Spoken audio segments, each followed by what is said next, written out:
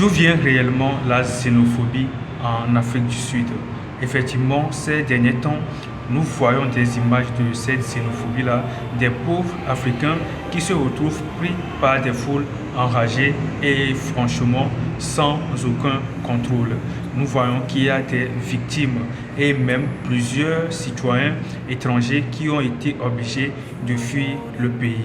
Plusieurs pays qui ont été obligés de rapatrier leurs citoyens, dont le Nigeria et le Ghana, qui ont beaucoup de citoyens résidant dans le pays de l'Afrique du Sud. Pourquoi cette xénophobie et est-ce que cela correspond au combat de Nelson Mandela? Ce sont des questions auxquelles nous allons répondre dans cette vidéo. Alors, pour commencer, cette xénophobie est poussée par le taux élevé de chômage en Afrique du Sud. Il y a des citoyens sud-africains pauvres qui essaient de jeter leur misère sur les immigrés, sans savoir que c'est eux-mêmes qui sont paresseux et que les immigrés sont simplement des travailleurs. Pensez-vous réellement que la pauvreté d'un pays dépend de l'immigration? Au contraire, l'immigration est le facteur qui développe un pays parce que beaucoup de citoyens refusent de faire certains travaux dans leur propre pays, des travaux que les immigrés n'ont aucun mal à faire, des activités qu'ils font sans aucun gêne et qui génèrent simplement des profits pour eux. Il est donc facile pour un immigré de devenir riche dans un autre pays, quelque chose qu'il serait presque impossible d'accomplir dans son propre pays. Tout simplement parce qu'il n'a pas la honte, parce qu'il voyage dans l'intention uniquement de se développer, de se parfaire et d'asseoir sa richesse.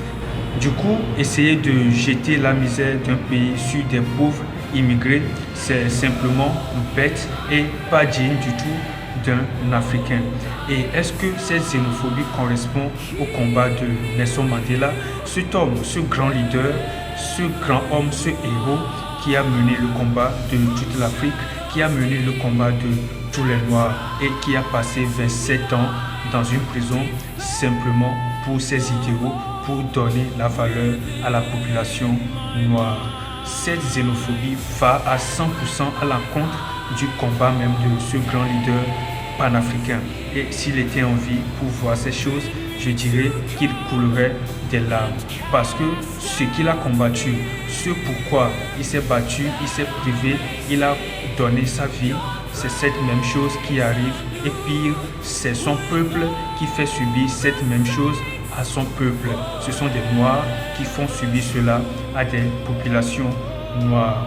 Un conseil, c'est simplement que les Sud-Africains qui sortent dans les rues pour revendiquer le départ des étrangers sont simplement des Sud-Africains qui doivent se mettre au travail, qui doivent se concentrer sur leur vie.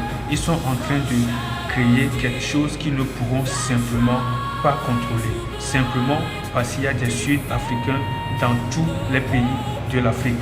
Imaginez un peu si tous les pays africains se réveillaient pour dire aux Sud-Africains rentrez chez vous. Et pire, si eux tous ils faisaient exactement comme ces Sud-Africains sont en train de faire aux étrangers noirs dans leur pays, quelle serait l'atmosphère en Afrique? Qui sortirait vainqueur de ce duel?